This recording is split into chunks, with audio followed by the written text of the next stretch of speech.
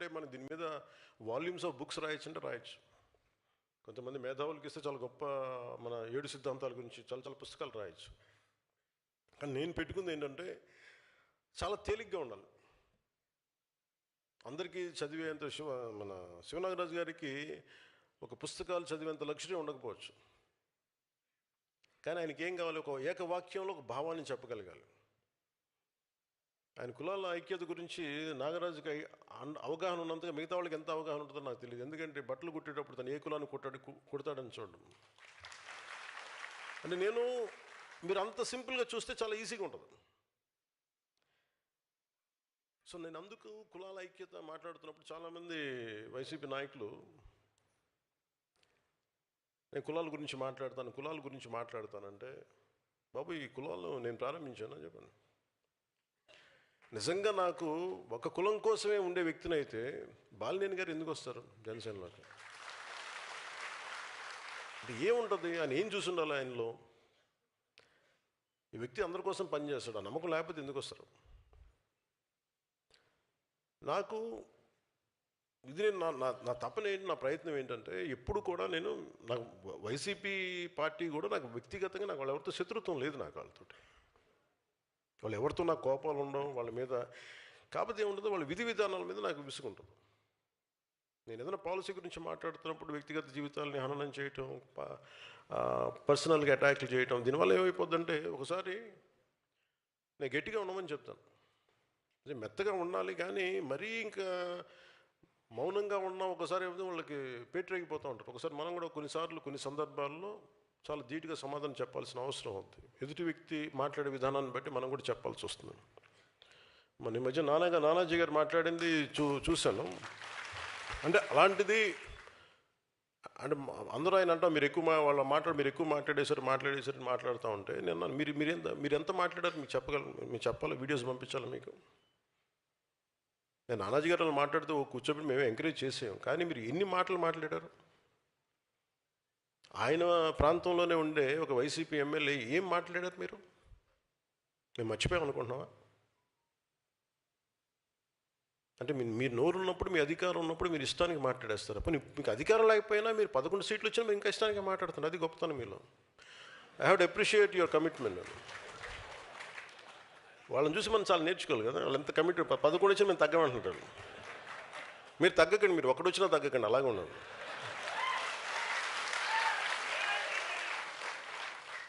మీరు ఒకటి వచ్చినా తగ్గదు, అలా బలంగా ఉండండి. మిమ్మల్ని తగ్గమని ఎవడు చెప్పాడు? మీరు కరిగిపోండి, అయినా కానీ తగ్గకండి. అంటే ఎక్కడ ఎమోషనల్గా నేను కూర్చోబెట్టండి. పొలిటికల్ ప్రాసెస్లో కొన్ని భావాలను చెప్తాం, పాలసీల గురించి మాట్లాడతాం. వాళ్ళ వైసీపీ నాయకుడిని తగ్గించాలని ఎందుకు అనుకుంటాను? మీరు ఇష్టారాజ్యంగా మాట్లాడేసి, గౌరవ ముఖ్యమంత్రి చంద్రబాబు గారి మిస్సెస్ గురించి మాట్లాడేసి ఇష్టారాజ్యంగా అసలు మేమేం మాట్లాడదు. మీరు ఇప్పుడు సడన్గా కూర్చోబెట్టి మీరు మహానుభావుల్లో అయిపోయాం మేమందరం. ఇష్టానికి తిట్టేసి ఒక 10-12 సంవత్సరాలు సడన్గా మీకు రియలైజేషన్ వచ్చింది ఈ రోజున మీకు. సరే, ఈ రియలైజేషన్ మీకు ఎంత వస్తుందో నేను చూస్తాను, సంతోషం. మీరు రియలైజ్ అయ్యి మమ్మల్ని ఏమనకూడదు అనుకుంటే అసలు మా పార్టీ నిర్మాణానికి బోల్డ్ మా వాళ్ళంతా మిమ్మల్ని తిట్టడం మానేసి మా పార్టీలో మా శివను మా దేవరి శివ గురించి మా మునీర్ హసన్ గురించి మేము ఎత్తుకుంటాం. వాళ్ళ నాయకులు తీసుకునే బాధ్యతలు మేము ముందుకెళ్తాం. మీరు తిట్టడం ప్రారంభిస్తే మా వాళ్ళని ఎత్తుకోవడం మానేసి మీకు బదులు ఇవ్వడం టైం అయిపోతుంది నాకు. సో మీరు తిట్టకపోతే ఖచ్చితంగా మేము బలపడతాం, సంతోషం. లేదు మీరు తిడతానంటే కూడా మేము తిట్టి మేము బలపడతాం. ఏదైనా మేము బలపడటం guarantee. Choice is yours. So నేను నాయకులకి నేనే బాధ్యత తీసుకున్నాను. అంటే నాకు ఒక్కొక్క ఊరికి వెళ్తుంటే ఒక్కొక్కరికి అనిపిస్తుంది, ఎక్కడో మనోహర్ గారు నా పర్మిషన్ తీసుకొని నేను రాలేకపోతాను చెప్పారు కొద్ది రోజుల క్రితం. తలిపేసానమ్మా, ఎవరు వస్తున్నారు? రోజు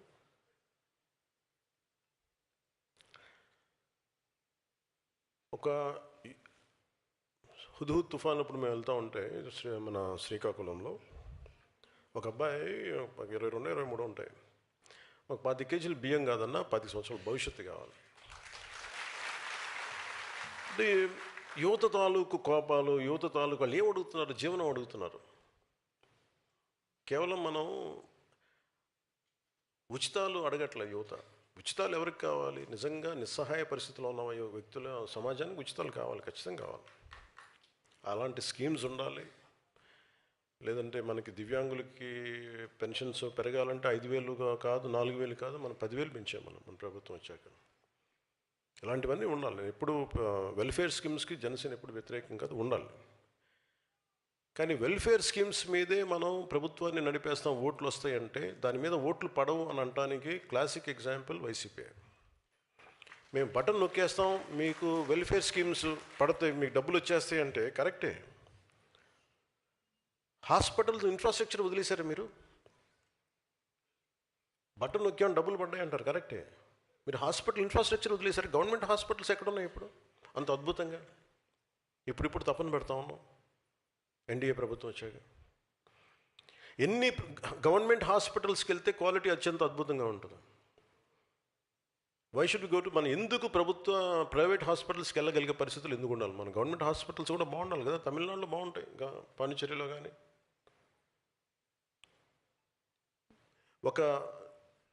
ఒక నిర్ణీతమైన ఒక పర్టికులర్ సంఖ్యాబలం ఉన్న జనాభాకి ఎన్ని హాస్పిటల్స్ ఉన్నాయి మనకి. గవర్నమెంట్ హాస్పిటల్స్ ఏవి పని చేస్తున్నాయి? గవర్నమెంట్ హాస్పిటల్స్కి ఒక ఎంఆర్ఐ స్కాన్ ఇస్తే అది మెయింటైన్ చేయగలుగుతున్నారా లేదా? డాక్టర్స్కి జీతాలు పెంచే పరిస్థితులు ఏదైనా ఉన్నాయా? ఎందుకు గవర్నమెంట్ హాస్పిటల్స్ వదిలేసి ప్రైవేట్ హాస్పిటల్స్కి వెళ్తున్నారంటే జీతాలు పెరగవు. అసలు దాని మీద గత ప్రభుత్వం ఏదైనా ఆలోచించిందా? నేను కొన్ని క్యాబినెట్లు కావచ్చు, కొన్ని ప్రత్యేకించి కావచ్చు, నేను మన పార్టీ తరపు నుంచి కావచ్చు, నేను కోరుకుంటుంది వ్యవస్థలు బలోపేతం కావాలని. వ్యవస్థలు బలంగా ఉండాలి మనకి. Basic infrastructure, basic government schools, basic roads. ఎంతసేపు మేము మీకు బటన్లు నొక్కేసాం, మీకు డబ్బులు వచ్చేసాం. రోడ్లు ఎవరు వేశారు ఈ రోజున చెప్పండి? అంటే మీరు 70 సంవత్సరాలు టైంలో కూడా పడని రోడ్లు ఎందుకు పడ్డాయి? Because infrastructure is very important. ఒక రోడ్డు లేకపోతే ఊరి నుంచి ఎలా బయటకు వస్తాం? ఆ తర్వాత ముందు అసలు రోడ్లు ఇన్ఫ్రాస్ట్రక్చర్కి మనకి డబ్బులు పెట్టుబడి పెట్టడం మానేసాం. ఒక పైప్ లైన్ వేసి ఒక నీళ్ళు ఇవ్వాలి అంటే దానికి ఒక పెద్ద స్కీమ్స్. మన మధ్యన పాటిల్ గారు కూడా, మన సిఆర్ పాటిల్ గారు కూడా జలశక్తి మినిస్టర్, ఆయన గురించి ఆయనతో మాట్లాడుతూ ఉంటే అసలు బేసిక్గా నీళ్ళు ఇవ్వాల్సిన బాధ్యత మీదే కదా, రాష్ట్ర ప్రభుత్వాలది కదా, మాకు సంబంధం ఏంటన్న. ఇది తెలంగాణలో ప్రారంభించినప్పుడు జేజేఎం ఎప్పుడు కూడా అది జలజీవన్ మిషన్ అది కేంద్ర ప్రభుత్వాన్ని కాదు, రాష్ట్ర ప్రభుత్వం బాధ్యత. కాకపోతే ప్రభుత్వాలు బాధ్యత తీసుకొని బేసిక్ మన మౌలిక సదుపాయాల గురించి పని చేయకపోతే మటుకు ఎన్ని ఉచితాలు ఇచ్చినా ఇంకోసారి ప్రజలు రారు. అది కరెక్టే సార్. అంటే మన బాలశౌరి గారు చెప్తూ ఉంటారు, సార్ కొంచెం మా గ్రామాలు ఉన్నాయి సార్, కొంచెం నీళ్లు తెప్పించి ఏర్పాటు చేయండి, కొంచెం పెట్టండి అంటే మనందరం అంటే యూర్ ప్రాపర్ లీడర్స్ కాబట్టి, ఫ్యూచర్ లీడర్స్ కాబట్టి చెప్తున్నాను. మీ స్థాయిలో మీ ఏరియా పరిధిలో వెల్ఫేర్ స్కీమ్స్ ఉండాలి, అవసరమైన పెన్షన్లు ఇవ్వాలి, అవసరమైన వెల్ఫేర్ స్కీమ్స్ అన్నీ ఉండాలి కాదంట్లా. కానీ ప్రయారిటీ కూడా బడ్జెట్ దేనికి కేటాయించాలి, దేనికి కేటాయించకూడదన్న బాధ్యత మనకు రావాలి అంటే అది మీ స్థాయిలో కూడా మీరు చెప్పగలగాలి. మీరు కొంత డిస్కషన్ పెట్టాలి. భవిష్యత్తులో మీరు అందరూ అడుగుతాను ఇవన్నీ మిమ్మల్ని. అంటే మీతో పార్టీ పరంగా మీతో ఎలా ఉంటుంది. అందుకని వెల్ఫేర్ స్కీమ్స్ గురించి మీరు కొంత అవగాహన ఉండాలి. అలాగే ఈ హాల్లో ఉన్న నేను 25 ఆగస్టులో విశాఖలో నిర్వహించిన సేనతో సేనాని కార్యక్రమంలో మెంబర్షిప్ టు లీడర్షిప్ అని చెప్పాను. దానికి అనుగుణంగానే ఈరోజు పార్టీ నిర్మాణ కార్యక్రమాన్ని మొదలుపెట్టాను. ఇది ఎలాగా ప్రతి సభ్యుడు, జనసేనలో ఉండే ప్రతి సభ్యుడు ఒక ఉద్యమైన పదం కూడా చెప్పాను చాలాసార్లు. ఉద్యమం అంటే ఒకడు ఉద్యమించేవాడు, ఒక భావానికి, ఒక భావజాలానికి దాన్ని నడుము బిగించి ముందుకెళ్ళేవాడు వ్యక్తి, రెస్పెక్ట్ అది జెండర్ న్యూట్రల్. అది అలాగే పార్టీని ప్రజల్లోకి తీసుకెళ్ళి కొత్త సభ్యుల్ని ప్రభావితం చేయగలిగి పార్టీలో తీసుకొచ్చే మొదటి స్థాయి నాయకుడే సాధక్. అలాంటిది ఈరోజు ఈ హాల్లో ఉన్న దాదాపు 700 మంది కమిటీ సభ్యుల్లో 600 మందికి పైగా సాధక్స్ ఉండడమే నాకు చాలా చాలా సంతోషం నచ్చింది. రాష్ట్ర వ్యాప్తంగా 22 లక్షల మంది సభ్యత్వం చేయడానికి 18,000 మంది సాధక్స్ పార్టీ కోసం నిరంతరం శ్రమించారు. సో మీరందరూ ఇప్పుడు నాయకత్వం నిరూపించుకునేందుకు మొదటి ఘట్టాన్ని మీరు పూర్తి చేశారు. సభ్యత్వ నమోదు కార్యక్రమం ద్వారా క్షేత్రస్థాయిలో మీ నాయకత్వ సామర్థ్యాన్ని మీరు నిరూపించారు. ఇప్పుడు తదుపరి అడుగు వేయాల్సిన సమయం వచ్చింది. ఈ నాయకత్వాన్ని సంస్థాగత నిర్మాణం దిశగా ఎలా మార్చాలన్న ఆలోచననే ఈ కార్యక్రమానికి మేము శ్రీకారం చుట్టాం. గతంలో కూడా కొంతమంది పార్టీ నాయకులకి పార్టీ నిర్మాణం కోసం బాధ్యతలు అప్పగించాను, కానీ వాళ్ళు ముందుకు తీసుకెళ్ళలేకపోయారు.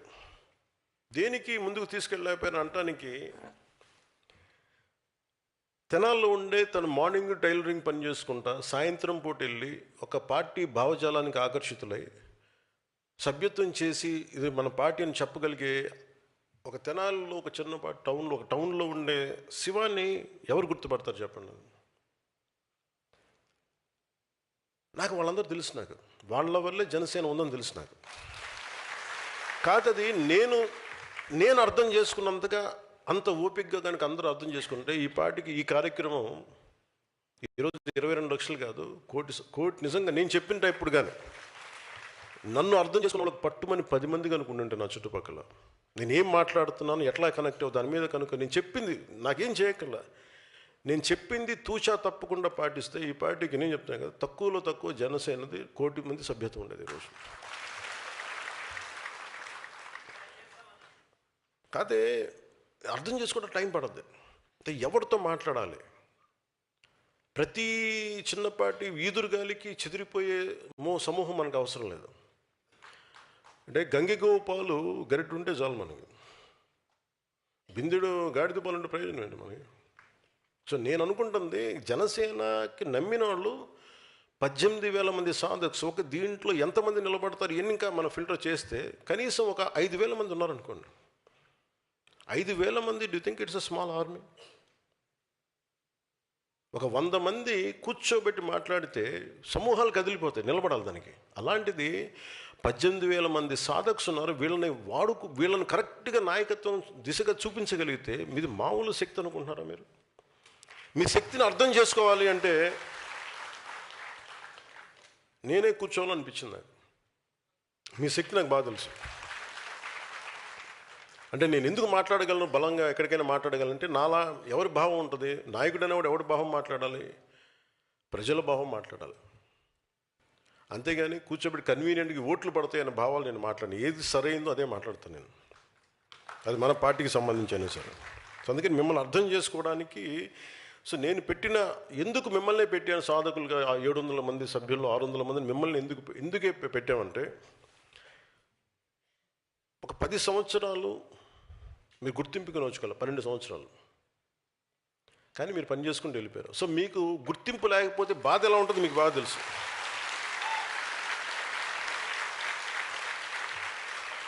సో మీరు ఎవరు పని చేసేవాళ్ళు, ఎవరు పని చేయని వాళ్ళు, మళ్ళీ మీరు కూడా లేదు మళ్ళీ నేను అందుకే చాలా క్లియర్ కట్గా చెప్పాను, సమాచార సేకరణ కమిటీ మాత్రమే ఇది ప్రత్యేక. ఎందుకంటే సమాచారం సేకరించడం మీ బాధ్యత.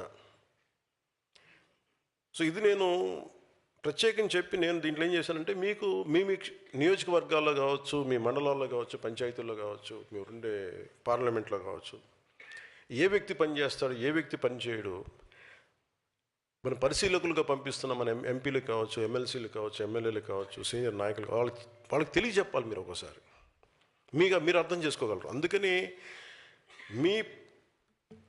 వీరు ముందున్నా కానీ వెనకాల రక్షణ కవచం లాగా మీరే ఉన్నారు. అంటే ఎవరిని ముందు అందుకని మిమ్మల్ని చాలా చాలా నమ్మి పెట్టాను మిమ్మల్ని. సో నేను ఎలా చేస్తున్నాను దీనికంటే, పార్టీ కోసం అంకిత భావంతో పనిచేసి సామర్థ్యం ఉండి బాధ్యతలు స్వీకరించేందుకు ఆసక్తి ఉన్న సాధక్స్, జన సైనిక్స్, వీర మహిళలు కావచ్చు, వారి అందరి వివరాలు సేకరించేందుకు ఈ జనసేన పార్టీ సారథుల సమాచార సేకరణ కమిటీని ఏర్పాటు చేశాం. ప్రతి పార్లమెంట్ నియోజకవర్గానికి 28 మంది సభ్యులతో ఈ కమిటీని ఏర్పాటు చేశాం. ప్రతి పార్లమెంట్ నియోజకవర్గానికి ఒక పరిశీలకుడు, 3 సీనియర్ నాయకులు, 3 సీనియర్ సాధక్స్, వీరితో సమన్వయం చేసి 21 మంది సాధక్స్, మొత్తం 28 మంది సభ్యులతో ఈ కమిటీ పనిచేస్తాయి. వీరికి సహకారం అందించేందుకు మళ్ళీ మీరు ఇచ్చిన ఇన్ఫర్మేషన్ మళ్ళీ అటు ఇటు దారి మళ్ళకుండా ఇది ఏ బాక్స్లోకి వెళ్ళిపోద్ది, అసలు రీచ్ అవుద్దా లేదా అన్న మళ్ళీ అష్యూరెన్స్ ఇవ్వడానికి మళ్ళీ నా ఆఫీస్ తరపు నుంచి, నా ప్రెసిడెంట్ సెక్రటేరియట్ తరపు నుంచి ఒక 5 మంది సపోర్ట్ టీంని పంపిస్తున్నాయి, 28 మంది కాకుండా. ఎందుకంటే మీరు సేకరించే పత్రాలు కనుక మీరు మన శివ లాంటి వాళ్ళు కానీ, మన మునీర్ హసన్ లాంటి వాళ్ళు, డి కుమార్, మట్టు దామోదర్ లాంటి వాళ్ళు, అలాగే మన సర్పంచ్ సంయుక్త, ఇలాంటి ఎంతోమంది ఉన్నారు. వీళ్ళందరినీ మళ్ళీ గుర్తిస్తారా, మళ్ళీ వరవడిలో పోద్దా, ప్రవాహంలో పోద్దా అని మిస్ అవ్వకుండా మళ్ళీ నేను కూర్చోబెట్టి చేశాను. అది మళ్ళీ నా దగ్గరికి వచ్చేలాగా. ఎందుకంటే దీన్ని మళ్ళీ కూర్చోబెట్టి మిమ్మల్ని మళ్ళీ పిలిచి మళ్ళీ దాన్ని సార్టింగ్ అవుట్ కూడా మళ్ళీ మిమ్మల్ని పిలిపిస్తాను ప్రతి పార్లమెంట్కి కూడా. ఈ కమిటీల ప్రధాన బాధ్యత నాయకుల్ని ఎంపిక చేయడం కాదు, సమాచారాన్ని చాలా పారదర్శకంగా సేకరించడం మాత్రమే. ఇప్పుడు ఉదాహరణకి నేను శివ గారి పేరే తీసుకున్నా, తెనాలి శివనాగరాజు గారి పేరుని తీసుకున్నంటే, ఈ పేరు నా దగ్గరికి ఎలా వస్తుంది అనుకుంటున్నారు? నా చెవులు ఎప్పుడు క్షేత్రస్థాయిలో పెట్టుంటాను, ఎవరు పని చేస్తారు ఏం. సో నాకు అందుకు అనిపించింది, అందుకని నాకు చాలా పేర్లు ఉన్నాయి, అని అన్నీ చదవట్లేదు కానీ చాలా పేర్లు ఉన్నాయి. అంటే నేనేమన్నానంటే వాళ్ళు మనకు తెలియాలి కదా అన్న. సో అలాంటి వాళ్ళు మీరు గుర్తించగలరు, మీలా కష్టపడ్డ వాళ్ళని. అందుకని మిమ్మల్ని ప్రత్యేకించి మీకు ఆ బాధ్యత మీ అందరికీ. కొంతమంది కమిటీల జాబితాను రిలీజ్ చేసిన తర్వాత కొంతమంది నాయకులు నాతో కొన్ని మెసేజెస్ పంపించారు. ఈ కమిటీలో ఉన్న వాళ్ళు మాకు తెలియదు, వాళ్ళు ఎక్కడ పనిచేశారో మాకు తెలియదు, మీకు నచ్చిన వాళ్ళతోనే కమిటీస్ ఏర్పాటు చేశారా అని కొన్ని ప్రశ్నలు వచ్చినాయి. ఈ కమిటీల ప్రధాన బాధ్యత పార్టీ కోసం నిస్వార్థంగా కష్టపడిన నాయకులు, సాధక్స్, జన సైనికుల వివరాలను సేకరించడం, నా పరిశీలనకు పంపించడమే తప్ప. అలాగే వీళ్ళందరూ ఎన్ని సంవత్సరాల నుంచి పనిచేశారు, ఉన్న 700 మందిలో 600 మందిని చేయడానికి ఒక ఫార్మాట్ తీసుకున్నాం. ఎన్ని సంవత్సరాల నుంచి ఉన్నారు, ఎంత సభ్యత్వం చేశారు, ఎన్ని సంవత్సరాలుగా వీళ్ళు ఒడిదుడుకులు ఎదుర్కొన్నారు, వీటన్నిటిని ఒక బేరీ చేసుకొని ప్రమాణంగా తీసుకొని చేసుకుంటూ వచ్చాం. కొంతమంది నేను ఇంకా మిస్ అయ్యి వచ్చామో కానీ, ముందు ఇది సేకరణ కమిటీయే కాబట్టి మ్యాక్సిమం జనంతో మమేకమైన వాళ్ళు కావాలని చెప్పి ఆ బాధ్యతగా తీసుకున్నాం. మళ్ళీ పాయింట్ ఆఫ్ కాంటాక్ట్స్ కానీ, అక్కడ ఉన్న ఎమ్మెల్యే ప్రతినిధులు కానీ, పదవులు అనిపిస్తున్న వాళ్ళని తీసుకున్నాం. ఎవరు పదవులకి రావాలన్నా అది ఒక బాధ్యత. సో అది మీరు నిర్ణయించాలి, భవిష్యత్తులో సాధక్స్ నిర్ణయించాలి. సో ఎవరు ఎన్ని సంవత్సరాలుగా అంటే మీరు వెళ్ళినప్పుడు మీరు విషయ సేకరణ ఎలా ఉండాలి, ఎవరు ఎన్ని సంవత్సరాలుగా మీలాగా పార్టీ కోసం పనిచేశారు, ఎలాంటి ఉద్యమాల్లో, ఎలాంటి పార్టీ కార్యక్రమాల్లో పాల్గొన్నారు, ఏమన్నా ఉద్యమాల్లో పాల్గొన్నారా, వారికి ఎలాంటి సమర్థత ఉంది, ఏ బాధ్యతపై ఆసక్తి ఉంది, గతంలో పార్టీకి వారు అందించిన సేవలు ఏంటి, ఇలాగ ఒక ప్రొఫార్మా నేను మీకు పంపిస్తాను. దానికి అనుగుణంగా మీరు సమాచారం సేకరించండి. అలాగే ఈ కమిటీలో ఉన్న ప్రతి ఒక్కరికి మీ విధి విధానాలు, కార్యక్రమ నిర్వహణ మీద స్పష్టంగా మీకు చాలా క్లియర్ కట్ గైడ్లైన్స్ మీకు అందజేయడం జరుగుతుంది. ఇది జనసేన పార్టీ నిర్మాణానికి ఒక రూల్ బుక్. ఇది దానికి అనుగుణంగానే మీరు సమాచారం సేకరించాలి. మీరు సేకరించిన సమాచారం నా పరిశీలనకి తీసుకురావడమే మీ బాధ్యత. మీరు అందించే సమాచారం ఆధారంగా పార్టీ ముఖ్య నాయకులతో చర్చించి, మీతో చర్చించి, ఆ తర్వాత ఎవరికి ఏ స్థాయిలో పార్టీ బాధ్యతలు కేటాయింపై తుది నిర్ణయాన్ని మనందరం కలెక్టివ్గా కూర్చొని తీసుకున్నాం. అంటే నాకున్న సమస్య కూడా ఏంటంటే, మీ నియోజకవర్గంలో, మీ మండలంలో, మీ గ్రామంలో ఎలాంటి గుర్తింపు ఆశించకుండా సంవత్సరాల తరబడి పార్టీ కోసం కష్టపడుతున్న జన సైనికుడిని ఎవరో కూడా మనం గుర్తించలేకపోతే పార్టీని సంస్థాగతంగా ఎలా నిర్మించగలం? Thank you.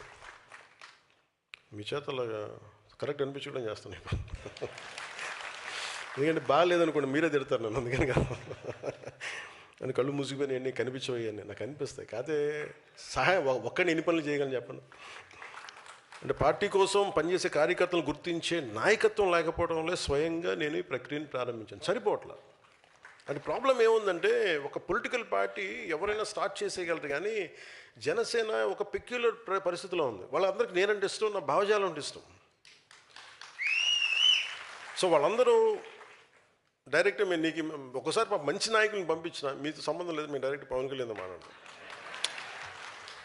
ఓకే, అది కూడా చెప్పాను.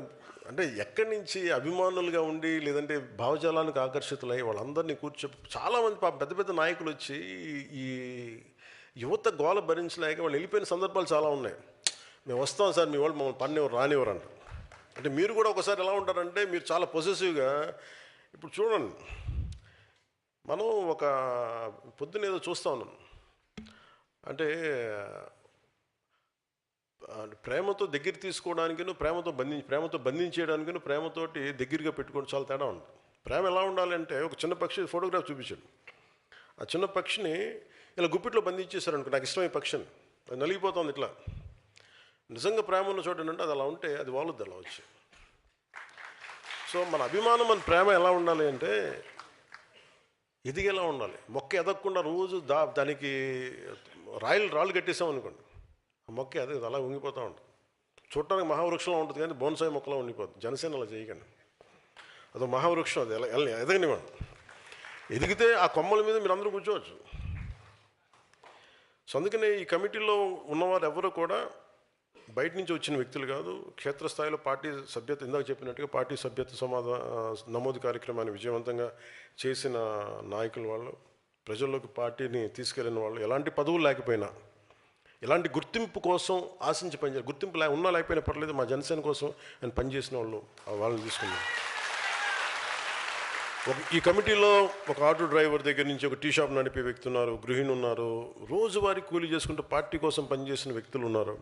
ఇలా వివిధ వర్గాలకు చెందిన పార్టీ కోసం నిస్వార్థంగా శ్రమించిన మన జన సైనికులకి, వీర మహిళలకి అవకాశం కల్పించాం. అందుకే ఈ కమిటీలు వ్యక్తులను చూసి ఏర్పాటు చేసినవి కావు, పనిచేసిన వారిని గుర్తించి ఏర్పాటు చేసిన కమిటీస్ అవి. ఈరోజు మనం అధికారంలో ఉన్నామంటే మనకున్న 21 మంది ఎమ్మెల్యేలు, 2 ఎమ్మెల్సీలు, 3 ఎంపీలు, 3 మంత్రులు, దాదాపు 3500 పైగా నామినేటెడ్ పదవులు ఉన్నవాళ్ళు, దాదాపు 3000 మంది స్థానిక సంస్థలో వార్డు మెంబర్ నుండి జడ్పీటీసీ స్థాయిలో ఉన్నారంటే దానికి కారణం వ్యక్తిగత గుర్తింపు కోసం కాకుండా పార్టీ సిద్ధాంతం కోసం నిలబడిన జన సైనికులు, సాధక త్యాగం. ఇప్పుడు ఆ త్యాగానికి, అంకిత భావానికి సంస్థాగత గుర్తింపు ఇచ్చే సమయం వచ్చింది. ఈ కార్యక్రమం కేవలం కమిటీల నియామకం కాదు, జన సైనికుల నుంచే భవిష్యత్ జనసేన నాయకత్వాన్ని నిర్మించే ఒక బలమైన ప్రక్రియ అది. సో నేను మొదలుపెట్టినప్పుడు ఇల్లు దూరం, చీకటి, గాఢంధకారం అని చెప్పాను. నాకు తెలియదు, అంటే అంత అయోమయంగా ఉండేది. నాకు ఎలా స్టార్ట్ చేయాలంటే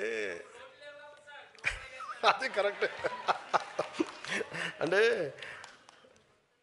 సో మీకు కొన్ని నేను పంచుకుంటాను మీతోటి. ఓకే, మేజర్ చెప్పగలిగింది ఇదే, మిగతా అని చెప్తాను. నేను ఇంకోటి ఏం చేద్దాం అనుకున్నానంటే, నాకు ఒకటి చెప్పి కీలకమైంది. ఈ రోజున 18,000 మంది సాధక్స్ ఉన్నారు. 18,000 మంది సాధక్స్. యు ఆర్ ఫస్ట్ లీడర్, అంటే ఫస్ట్ ప్రైమరీ లీడర్షిప్ మీదే పార్టీది. You are leaders. అంటే మొదటి లైన్ అండ్ లెంత్లో నిలబడే నాయకత్వం మీదే. అండ్ దట్స్ వై యువర్ సాధక్స్. అంటే మీరు 18,000 మంది తలుచుకుంటే జనసేన నిర్మాణం ఎలా ఉంటుంది మీరు ఊహించుకోగలరా? నాకు ప్రాణాలు వద్దు, పని చేయండి చాలు. మళ్ళీ నాకు ఆ బరువు నాకెందుకు, ఇంట్లో అంత తిడతారు నన్ను. నాకు ప్రాణాలు వద్దు, పని చేయండి చాలు. అంటే మనం ప్రాణాలు ఇచ్చేంత గొప్ప విలన్స్ కూడా అక్కడ లేరబ్బా. అక్కడ అంత గొప్ప వ్యక్తులు ఉంటే ఇప్పటి సమాజం వేరుగా ఉండేది కదా. అంటే ఇది సరే కొన్ని చెప్పి మనం 18,000 మంది ఉన్నారు కదా. నేనేం చెప్పానంటే, మొన్న కమిటీస్ వేసినప్పుడు నా కోరిక 18,000 మంది సాధక్స్ని నేను ఇలా కలవాలి. నేను నా ఫస్ట్ గోల్ అది. అలాగే మన ప్రతి ఒక్కళ్ళకి, అంటే ప్రతి ఊర్లో, ప్రతి పార్లమెంట్లో, ఇక్కడ వేదిక పైన ఉన్న నాయకులకి సపోజ్ ఒక బాధ్యత అప్పు చెప్తే వాళ్ళు కనీసం ఒక 2,000 మంది తెలిసి ఉండాలి. రేపు పొద్దున ఎవరైనా, ఉదాహరణకి మన బొమ్మిడి నాయకుని కానీ పంపించింది నెల్లూరు, పంపిస్తున్నప్పుడు ఆయనకి దాదాపు ఒక 2,000 మంది తెలియాలి. ఇది అయిపోయే లోపు, కంప్లీట్ ఎక్సర్సైజ్ అయిపోయే లోపు. నాగబాబు గారిని అరకు పంపిస్తున్నా, కూర్చోబెట్టడానికి కొంచెం ప్రేమగా మాట్లాడగలడు, ప్రకృతి ప్రేమికుడు, మొక్కల్ని సంరక్షించేవాడు, అందుకే మీరు ఆయన్ని అంటే చాలా ఆలోచించి పంపించాం ఒక్కొక్కరిని కూడా. మన పల్నాడికి మన బాలినేని గారు కరెక్ట్ అనిపించింది నాకు. అంటే బ్రహ్మనాయుడు నేలకి మన బాలినేని గారి కరెక్ట్ అనిపించింది. కాకినాడ తట్టుకోవాలంటే మన సామినేని గారు కరెక్ట్ అనిపించింది.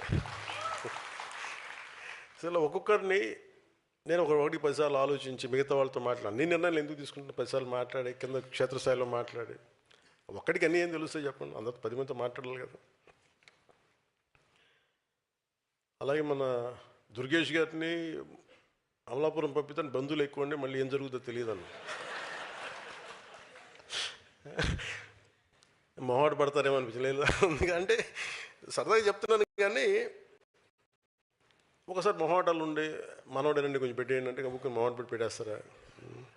ఇవన్నీ ఇట్లా ప్రతిదీ ఆలోచించి అంటే నేను నేనేం చెప్పానంటే అన్నీ మీరు రైట్ చేయాలి, 100% రైట్ చేయాలని నన్ను ఆలోచించకండి. ఒక ప్రయత్నం మొదలు పెడతాం. అంటే అంబేద్కర్ గారు చెప్పింది constitution is a living document. దాన్ని ముందుకు తీసుకెళ్లే వ్యక్తుల స్పిరిట్ని బట్టి ఉంటుంది ఇంటర్ప్రిటేషన్ ఆఫ్ ద డాక్యుమెంట్. అందుకని ఇట్స్ కాల్డ్ లివింగ్ డాక్యుమెంట్. అలాగా మన పార్టీ నిర్మాణం 100% intention is extremely right. So నాయకులకు కూడా మిమ్మల్ని ఒకసారి చూస్తే మీరు మనం ఎదురుబెదురుగా కూర్చొని ఒకసారి మనం మాట్లాడుకుంటే అంటే మీరు ఎంత నిలబడ్డారో మన వాళ్ళకి తెలిస్తే దాని తాలూకు విలువను మరింత ఇనుమడింపు చేయగలరు నాయకులు. అందుకని వారి ముందు నేను తీసుకుంటాను.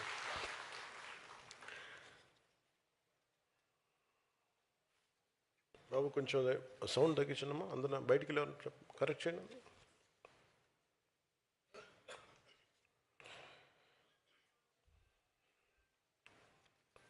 అంటే ఈరోజు జనసేన పార్టీ నిర్మాణ సారథుల సమాచార సేకరణ కమిటీ ఏర్పాటు,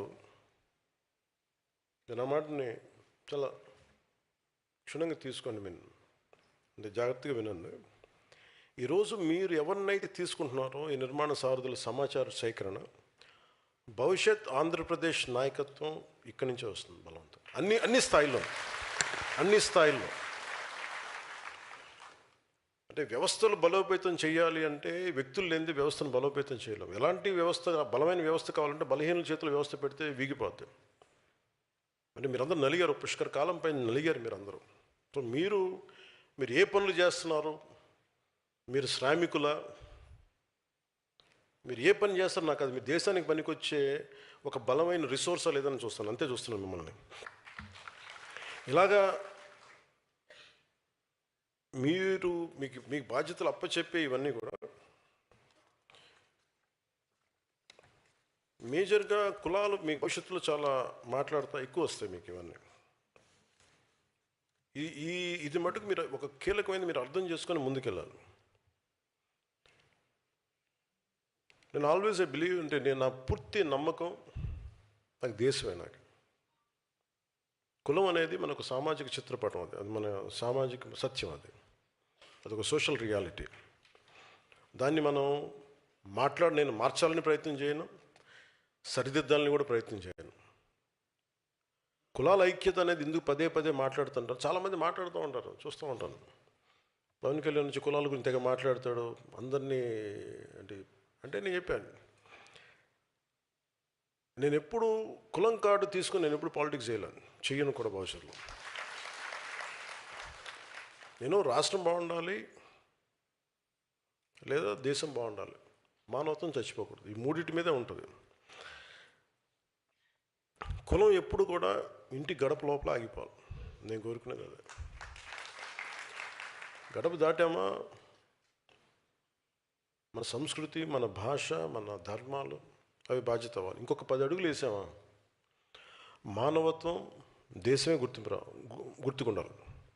ఇవి తప్ప నాకు కులాలని గురించి వీటి గురించి ఎందుకు మాట్లాడతానంటే మిగతా వాళ్ళు స్థాయి తగ్గిపోయి దిగజారుడుతనంగా ఇంకా మాట్లాడటం ప్రారంభించిన తర్వాత కరెక్ట్ చేయాలనిపించింది. ఒక జబ్బుని గుర్తించి జబ్బు కోసం మాట్లాడేవాడు, ఇది ఇబ్బందిగా ఉంది నేను కూర్చోబెట్టి ఎందుకు మాట్లాడుతున్నానంటే ప్రతి ప్రదేశాల్లో అంటే మీరు తీసుకెళ్లాల్సిన మెసేజ్ కూడా కింద స్థాయిలకి, మన క్షేత్రస్థాయికి నా కోరిక ఈ దేశంలో ఒక రోజున ఒక బీసీ హాస్టల్ అని కానీ, ఎస్సీ హాస్టల్ అని కానీ, ఎస్టీ హాస్టల్ అని కాకుండా పిల్లలందరికీ ఒకటే హాస్టల్ ఉండాలి. అలాంటి పరిస్థితి నేను కోరుకున్నాను. నా కోరిక. అంటే అంటే ప్రభుత్వాలే సంవత్సరాలుగా, దశాబ్దాలుగా పిల్లలు, మనం చిన్నప్పుడు మీరు ఊహించండి, మీరు ఒకసారి వెనక్కి వెళ్ళి చూడండి. మనం ఆడుకునేటప్పుడు, మన స్కూల్కి వెళ్ళేటప్పుడు మన ఫ్రెండ్స్ ఎవరు, మనం ఎప్పుడు ఆలోచించు. ఓట్లకి రాగానే అన్న ఆ వీధిలో అన్న మన దళిత సోదరులు అన్న నమస్కారం పెట్టండి అన్న, ఇటు వెళ్ళినా మన కాపు సోదరులు అన్న ఇటు దండం పెట్టండి అన్న, అటు మన విశ్వకర్మ సామాజిక వర్గం అన్న ఆ సోదరులకు దండం పెట్టండి. అన్నీ విడగొట్టి మాట నాకు చిరాకు ఉంటుంది ఒకసారి వినటానికి. అదే నేను కులాలను బేస్ చేసుకుని నేను లేను. మేము రాజకీయం అలాగే నడుస్తే నాకు తెలియదు. కానీ ఎవరో ఒకరు ఎక్కడో చోట ప్రయత్నం అయితే మొదలు పెట్టాలి. ఒకసారి మనం మాట్లాడుతున్నప్పుడు కులాల్ని కలపడానికి తప్ప విడగొట్టడానికి అయితే నేను చేయను. ఎందుకంటే నేనేమంటానంటే ఎవరి కాస్ట్ ఐడెంటిటీ నేను మార్చలేను, నాకు తెలుసు అది. అంటే ఈ మధ్యన నేను రమేష్ గారికి రాజ్యసభ పెట్టినప్పుడు ఎంతమంది ఎన్ని రకాలుగా దాని మీద అసలు ఒక నెల రోజులు గొడవ జరిగింది. ఇంకా జరుగుతుంది నాకు తెలియదు, ఇంకా జరుగుతుండాలి నాకు తెలిసి. నేను ఒక వ్యక్తిని ఎలాగ నేను నిర్ధారిస్తాను, ఎందుకు ఇస్తాను?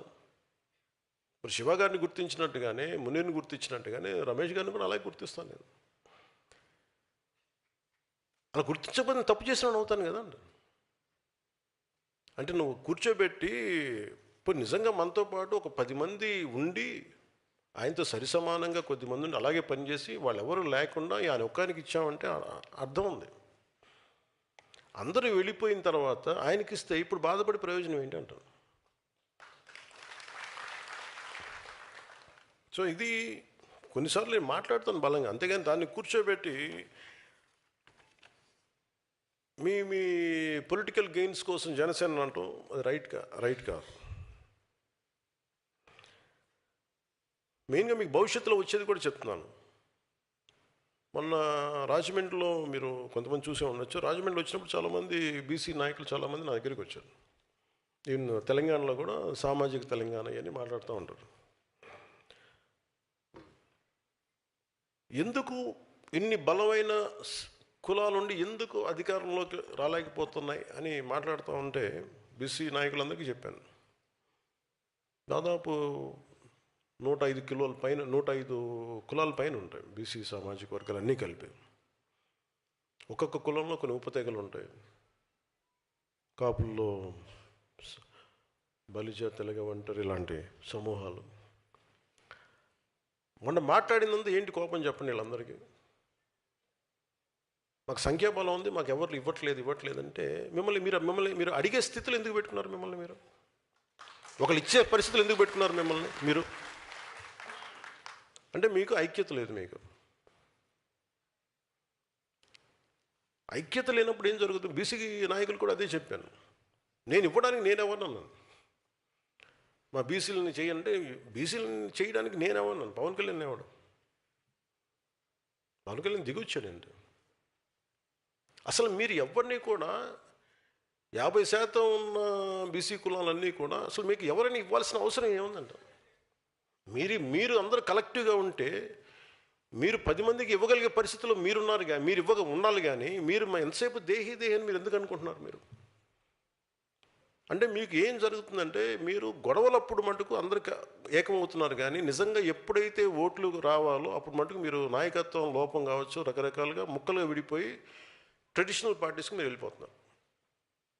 ఇది రీజన్. అది తెలంగాణ కావచ్చు, ఆంధ్ర కావచ్చు. ఇప్పుడు దామోదరం సంజయ్ గారు నేను పదే చెప్తున్నాను, ఆయన దళిత కులానికి చెందిన నాయకుడు, గొప్ప నాయకుడు. ఆయన నాయకుడు అనేవాడు ఎలా ఉండాలి? అన్ని కులాలకి ఆమోదయోగ్యమైన నాయకుడు, అంగీకారయోగ్యమైన నాయకుడు కావాలి. అది మిగతా కులాలు కూడా సాధించగలగాలి.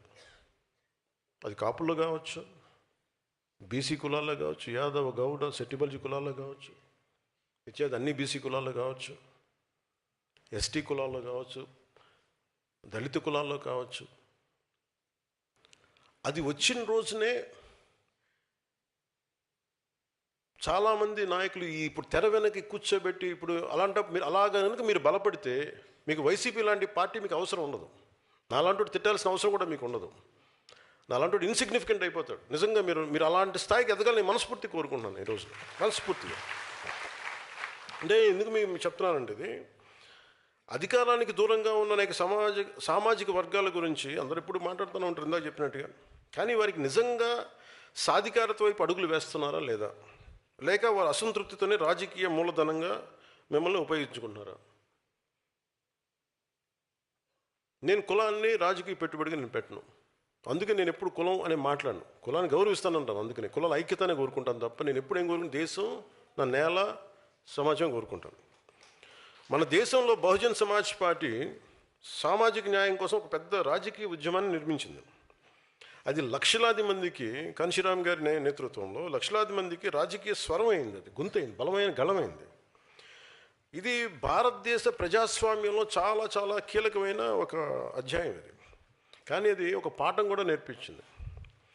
ఏ ఉద్యమం అయినా ఒక సామాజిక వర్గానికి మాత్రమే పరిమితమైతే, సంస్థల్ని నిర్మించకపోతే, కొత్త తరాలకి అది విస్తరించకపోతే దాని ఎదుగుదలకి పరిమితులు ఏర్పడతాయి.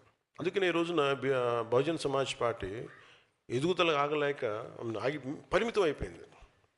అందుకనే ఒక నాయకుడు కేవలం తన కులాన్ని నమ్మితే సరిపోదు, ఇతర కులాలను కూడా నమ్మాలి. అది సమాజం మొత్తం నమ్మాలి, దేశం నమ్మాలి. అప్పుడే నిజమైన రాజకీయ సాధికారత వస్తుంది. దానికి నేను చెప్పేది ఏంటంటే సోషల్ ట్రస్ట్ కోషియంట్ అంటాం. ఒక అధికారి దగ్గర మొన్న చూశారు కదా, మన కృష్ణలంకలో ఏదో గొడవ జరుగుతుంటే, అంటే ఎంత హాస్యాస్పదంగా ఉంది వినటానికి ఈ మాటలు, ఎంత బాధగా అనిపిస్తుంటే. చనిపోయిన ఇప్పుడు ఒక రౌడీ, ఇప్పుడు క్రిమినల్ క్యాస్ట్ ఏంటి, ఎలా వేసుకొస్తారు నాకు అర్థం కదా, లాజిక్ నాకు ఎలా మిస్ అయిపోతారు. ఒక క్రిమినల్కి మీరు క్యాస్ట్ అని మీరు ఎలా అంటగడతారు, ఏ బేసిస్లో మీరు తీసుకొస్తారు? అంటే మనం అర్థం చేసుకోవాల్సింది ఏంటంటే ఇది ఒక నెరేటివ్. ఇది మన దగ్గర ఎందుకు మీకు చెప్తున్నానంటే, రేపు పొద్దున మీరు 18,000 మంది మీరే గొంతు గళం.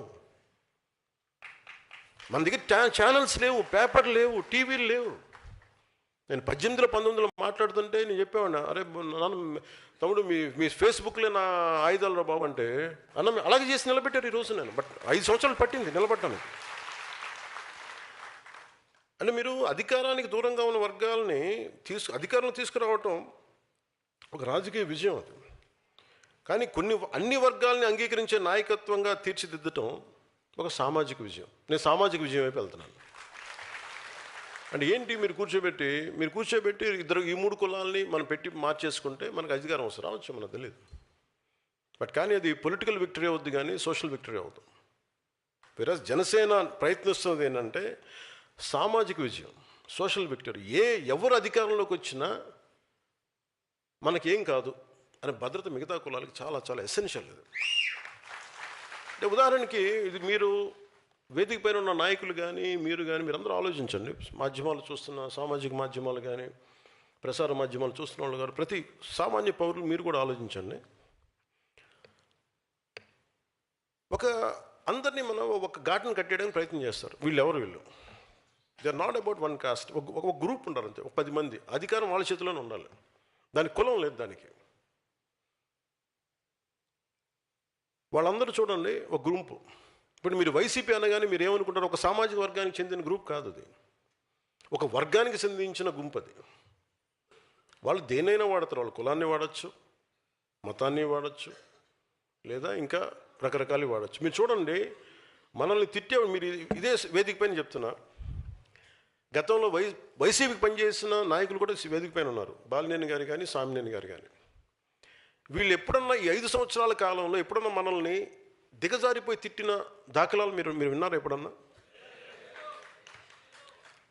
మరి వాళ్ళల్లో మన ఉదాహరణకి బాలినేని గారే, ఆయన మన సామినేని గారే కరుడు కట్టిన కాంగ్రెస్ వాది. ఆయన జీవితంతో కాంగ్రెస్తో గడిచింది. ఆయన రావడానికి 100 ఆలోచించారు.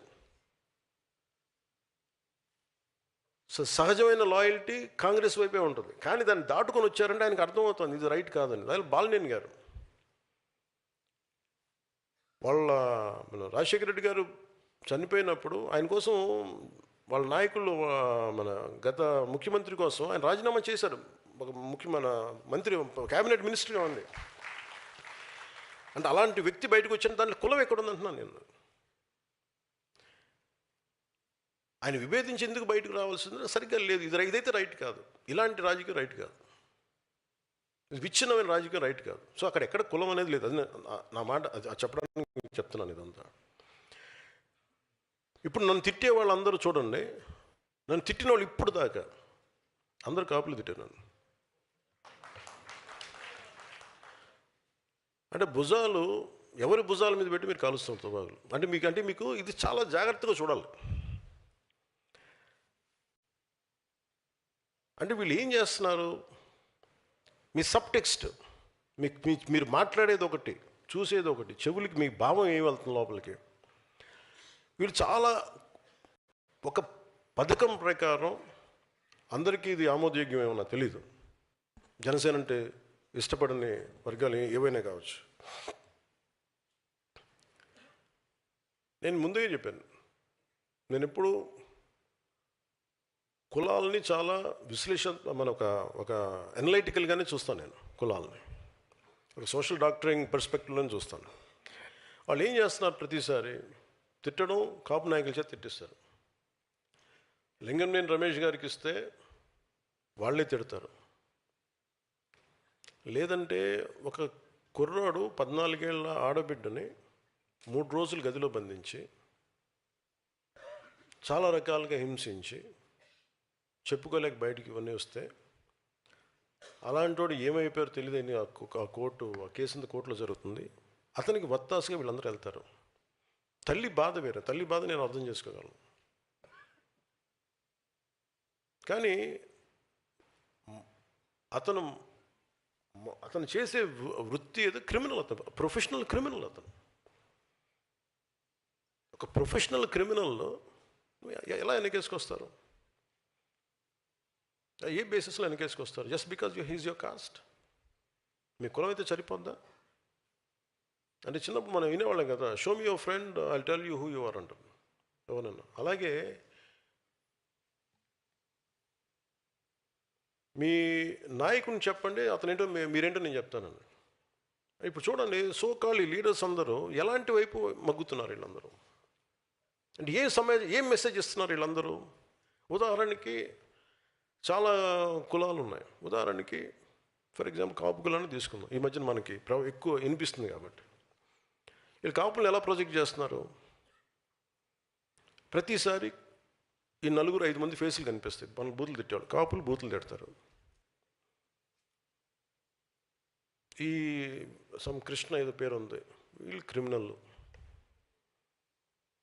వీళ్ళు ఇది అన్ని నెగిటివ్ న్యూస్ చూడండి. సో మీకు ఏమైపోద్ది, కొద్ది రోజుల తర్వాత సబ్లిమినల్గా మీ మనోగతంలో ఏమైపోద్ది, it will become confine to, అది ఈ భావన దేనికి వేస్తే, కాపు అని చెప్పగానే ఇవన్నీ గుర్తొస్తాయి మనకి. వీల్ ఫార్మ్ అవర్ ఒపీనియన్, అది వీళ్ళ స్ట్రాటజీ. అంటే మీకు భావం ఏం చెప్తారు? ఇది ఒక్క కాపు కులానికి కదా, అందరికీ చెప్తారు, అన్ని కులాలకి. ఇదొక very clear cut political game ఇది. నేను దాన్ని బ్రేక్ చేస్తాను కాబట్టే నా మీద ఇంత కోపం అందరికీ. కొంతమంది ప్రాంతీయతలు పట్టుకొచ్చి రాష్ట్రాలు విడిపోయిన ఇంకా మీరు తిడతా ఉంటే, ఇది దేశంలో అంతర్భాగం అని చెప్పినందుకు నన్ను తిడుతున్నారు. అది నేను ఎప్పుడు తెలంగాణను వ్యతిరేకించాను అంటే నేను ప్రతి ఒక్కరు డిఎన్ఏని బయటికి చెప్తా. అందుకని కోపం అందరికీ నా మీద. నాకు అర్థం అవుతూ ఉంటుంది. అంటే ఏ సామాజిక వర్గం అయినా నాయకత్వం వహించాలంటే మిగతా అన్ని సామాజిక వర్గాల విశ్వాసాన్ని పొందాల్సిందే, వేరే దారి లేదు దీనికి. భారతదేశంలో ఏ ఒక్క వర్గం కూడా, ఏ ఒక్క కులం కూడా ఒంటరిగా చరిత్రను మార్చబోదు కూడా. కలిసి నడిచిన వారే చరిత్ర నిర్మించారు. అందరినీ కలుపుకెళ్ళిన వాళ్ళే చరిత్ర నిర్మించారు. సాధికారత అంటే మీరు ఒక కులాన్ని పైకి తీసుకురావడం కాదు, మిగతా కులాలను కూడా వాళ్ళని పైకి తీసుకొస్తూ మీరు వాళ్ళు కూడా అంగీకరించే స్థాయికి మీరు ఎదగడం. ఏ సామాజిక వర్గానికైనా నేను అడిగే ఒకటే ప్రశ్న, మీ నాయకుడి మాటలు మీ కులాల గౌరవాన్ని పెంచుతున్నాయా, మీ సమాజం గౌరవం పెంచుతున్నాయా, లేక మీ సమాజం పైన ఉన్న అభిప్రాయాన్ని దెబ్బతీస్తున్నాయా? ఇది ప్రతి కులం మీరు చూసుకోవాల్సిందే. మీరు ఒక వ్యక్తి చేసిన తప్పు, ఒక కులం చేసిన తప్పు ఎలా అవుద్ది? అంటే నేను అందుకే చెప్తాను, నువ్వు నాయకుడిని చూపించు, నీ భవిష్యత్తుని ఏంటో నేను చెప్తాను. నువ్వు ఎవరిని నమ్ముతున్నావు దాన్ని బట్టి నీ భవిష్యత్తు ఉంటుంది.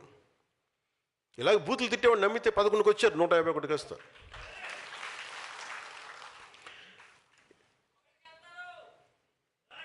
తదాస్తు.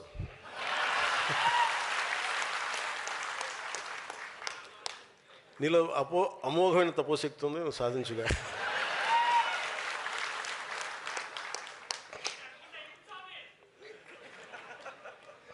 ఉదాహరణకి మనకి ఈ మధ్యన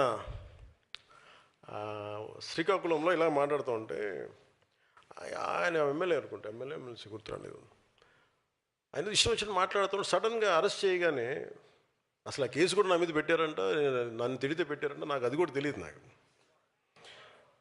ఏదో ఒకట్లే పేర్లు. నేను అనేది వ్యక్తిని చెప్పట్లా, నాకు చెప్పాను కదా, వ్యక్తితో పెద్ద సంబంధం. నాకు నిజంగా చాలామంది తిడుతున్నారు, నాకు చూస్తాను, నాకు ఎంత ఇమ్యూనిటీ వచ్చేసిందంటే భగవంతుడి దయ వల్ల. అంటే నాకు యాంటీ వైసీపీ నేను ఇమ్యూనిటీ ఎక్కించేసుకున్నాక నాకు అసలు అలా చూస్తూ ఉంటాను, బూతులు తిడుతున్నాక అలా చూస్తూ ఉంటాను, సంతోషం. ఇంకా అలాగా అంటే వాళ్ళు సడన్గా ఇష్టానికి తప్పులు చేసేసి, అంటే ఇప్పుడు మా కులాన్ని తొక్కేస్తున్నారు అంటాడు. నీ కులం చెప్పిందా నీ బూతులు తిట్టమని? నీ కులంలో ఉన్న ఏం మాత్రం సెన్సిబుల్ ఉన్న ఒక మహిళను అడుగు, ఒక యువతిని అడుగు, ఒక యువకుడిని అడుగు, ఒక అనుభవం పెద్ద ఆయన అడుగు. నేను బూతులు తిడతానండి, మళ్ళీ నన్ను జైల్లో పెడితే, పోస్టులో పెడితే నేను నా కులాన్ని వాడేస్తాను చెప్పు. ఏం మాట్లాడుతున్నారా మీరంతా? జనసేన కులాల ప్రాతిపదికన రాజకీయం చేయదా?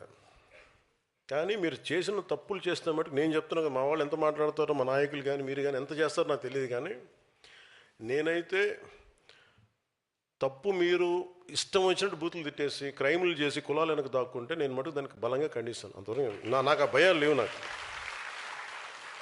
అందుకని ఈరోజు మనం ఈ కమిటీల ద్వారా ఇవన్నీ మాట్లాడుకున్నాం. సో మన సమర్థతను గుర్తించాలి. అంటే ఇలాంటి పరిస్థితులు మీరు ఎదుర్కోవాలండి. ఇవన్నీ ఎందుకు చెప్తున్నా, ఇలాంటి పరిస్థితులు మీరు ఎదుర్కోవాలి అంటే మీరు వీటికి అవగాహన ఉంటుంది.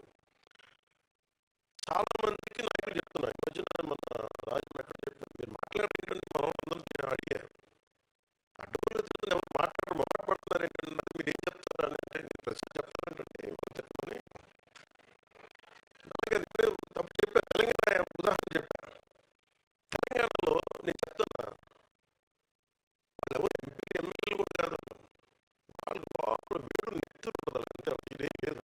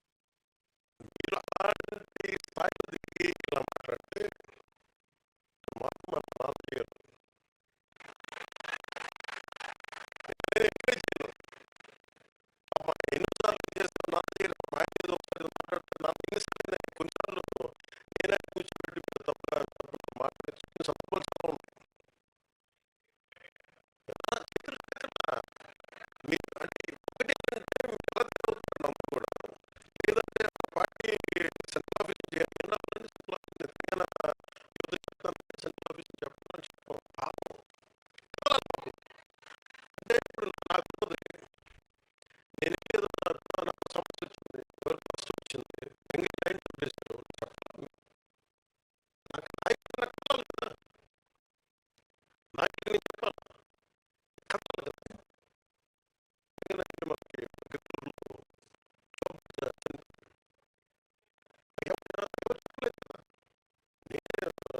న్యూస్ చూస్తే ఎంత మాట్లాడాలి, ఎంత మాట్లాడకూడదు, ఎంత మాట్లాడడం పరిస్థితులు బట్టి మీరు చేసుకోండి. కొంత నాయకత్వం కూర్చోబెట్టి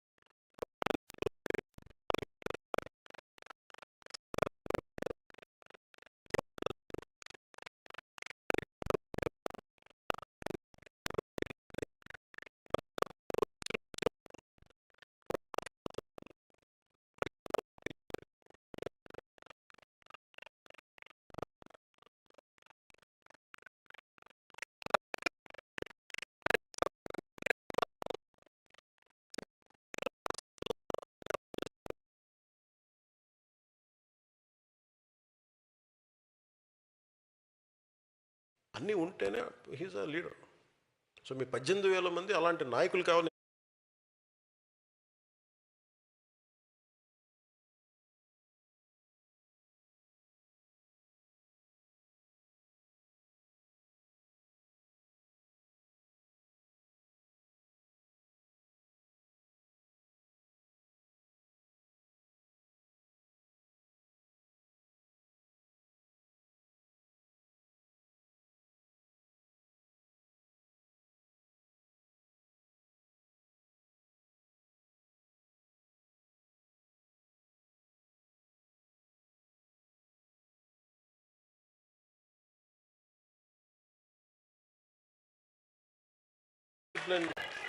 అలాగా కేకీగా అలాగే మీరు ఒక నిమిషం ఇది అదే అలా కాదు, వినాలి ఇదే డిసిప్లిన్ అంట. ఇదే చెప్పేది. ఇలా మీరు చేయబట్టే పారిపోయారు అందరూ. మంచి మంచి నాయకులు వచ్చేవాళ్ళు అలా పారిపోయారు. సార్ ఒకసారి అందరం శాంతియుతంగా మీరు అందరూ ఒక పద్ధతి క్రమ ప్రకారం లేచి నుంచుంటే మన జాతీయ గీతం పాడదు. మన జాతీయ గీతం ఆలపించిన తప్ప బయట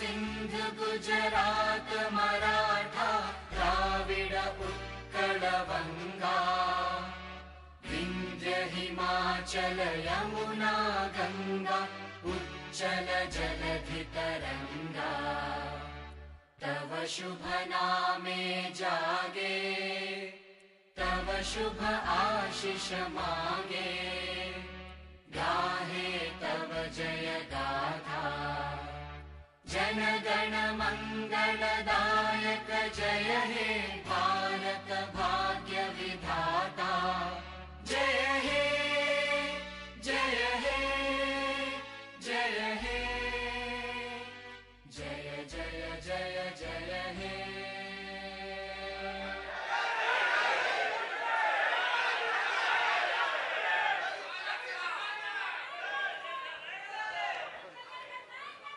నువ్వు చెప్పు సభలో చెప్తే మీరు ఇక్కడ ఉంటే నువ్వు పంపి